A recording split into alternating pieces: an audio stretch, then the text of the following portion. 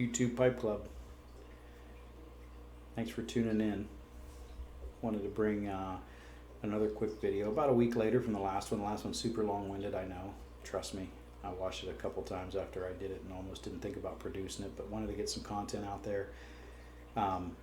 Thanks a million. I mean, not a ton of public comments, but plenty of private ones, plenty of phone calls and emails, and boy, I enjoy that a lot. So keep those coming, and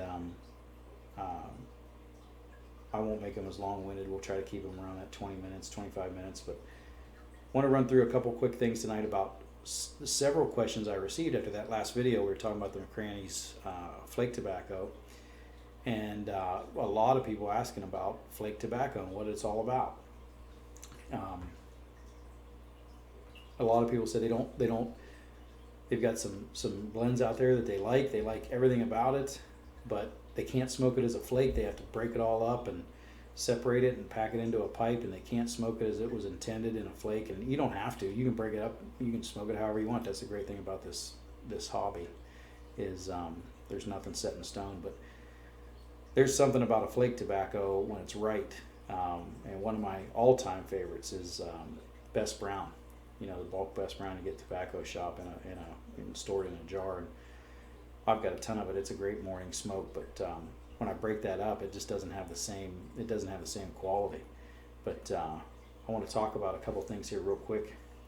And when I was what I considered a new to intermediate pipe smoker, and I probably had 15 pipes maybe, and I was even starting to wean some out, get rid of some of those lower end ones that I didn't like, or maybe they weren't lower end, but I just didn't like them.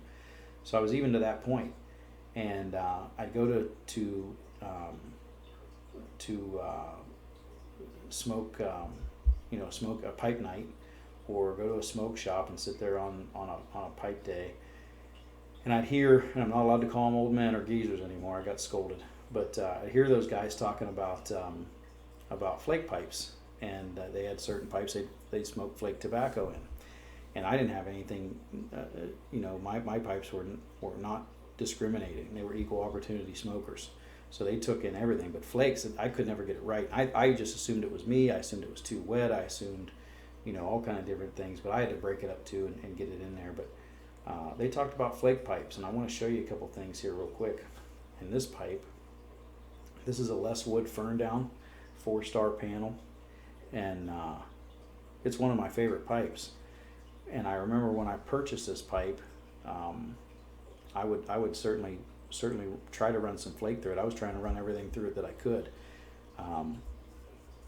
It was an unsmoked pipe, and I really liked it. It was a fantastic looking pipe. It got a lot of compliments every time I took it out, and I wanted it to be a good flake pipe. And I tried to run 2 or 3 different types. Like I said, Best Brown's one of my favorites. Try to run Best Brown through it, you just can't do it. It's a great morning smoker. I like this pipe in a morning setting, out on the porch, outside, and wanted to get that Best Brown in there, but it just didn't take off with it. So, it's got some great characteristics. I mean, it's got a good sized bowl. It's deep. Maybe that's what turns it off. It's heavy. Got a lot of wood. Long stem, so you can really get some smoke plumes rolling there. You can get some flavor out of this pipe, but just never took to flake. So after several of those pipe smoking sessions at smoke shops and pipe nights at people's houses, heading out and getting around some of these guys, they were talking about their flake pipes, and I looked at the pipe. I couldn't tell the difference between their flake pipe and my pipes, so I just kind of turned off from the flake thing and thought it was something I was doing wrong, and maybe it was, I don't know, or the tobacco was too damp, and tried to dry it out, tried a million different things. But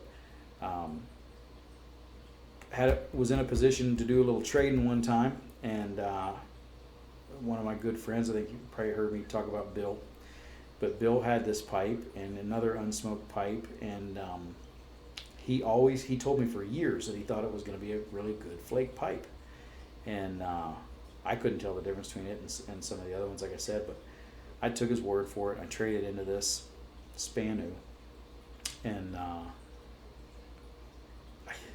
maybe it's psychosomatic, I don't know, but I think it's actually in the engineering, and I'll talk about why.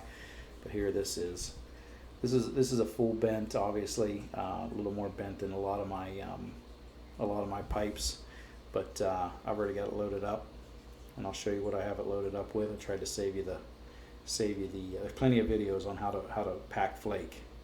There's so many videos on how to pack pipes.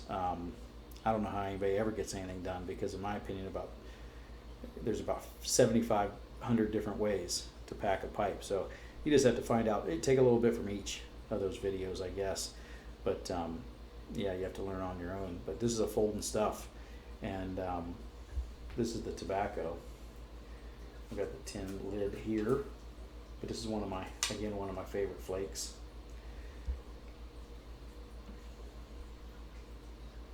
I don't know why that's so difficult to see, but it's Fribourg and Treyer. That's what I call it. It's special brown flake. It's been around ever since I've been in this hobby. And there was a time when I used to buy it. Well, every time really, I bought every tin of it I could get my hands on. Glad I did. But even if I had 50 of them now, it wouldn't be enough. I wish I had 250. But it's one of those things I kind of take my time with this. I put it in the right pipe, I have the right mood. You've got to be patient with flake, and it'll treat you good. But yeah, this is a flake. This is a flake here. You know, pretty irregular looking flake that comes in the tin. But you can see it in there.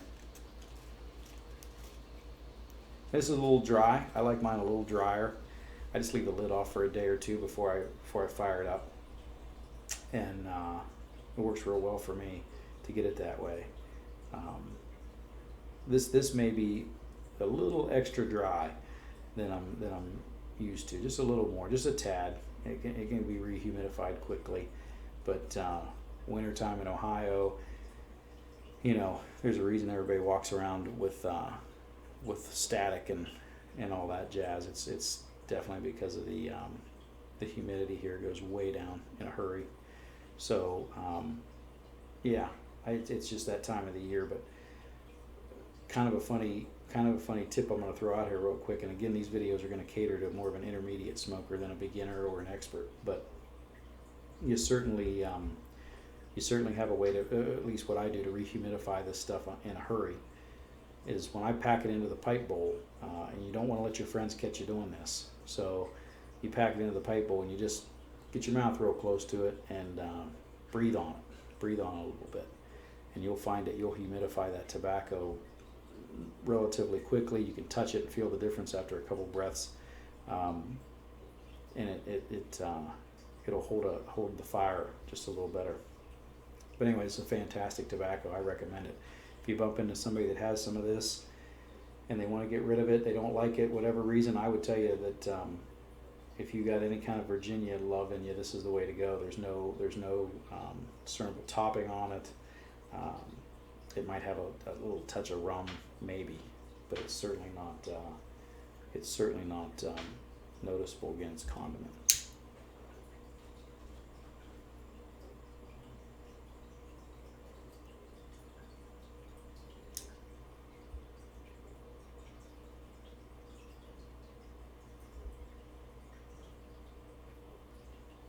Funny thing about a flake too,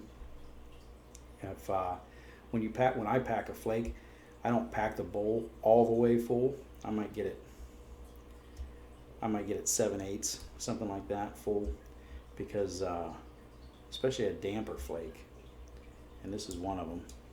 I already tamped this once, but it really explodes up out of that bowl. And if you've got light colored pants or a light colored shirt on, or you're sitting in a light colored chair,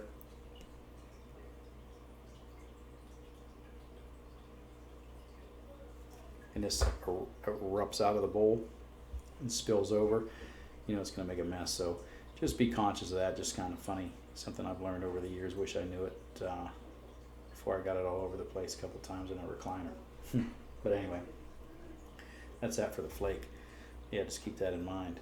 But fantastic flake, and this is the right pipe. This is the right kind of pipe. The bowl is truncated a little bit, has a little bit of a truncated effect here coming down. Not the world's biggest draft hole. If I could modify it, I might enlarge it just a little bit. Still get a regular pipe cleaner through it pretty quickly, but fluffies take a little bit of work to get it through. So that's just some 10-minute tips on flake, and in my opinion on flake. But I could talk about it all day, and the characteristics and how it smokes, and what I do to make it work. But yeah, once again, that's that.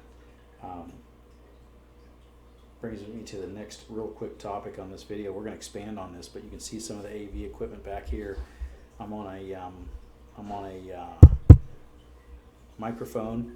This camera isn't the world's greatest quality. It has a lot to do with the light in my office, but we've got some studio monitors here, and what I really like to do after speaking to several people about these last couple videos is get some folks on here and let's have some discussions.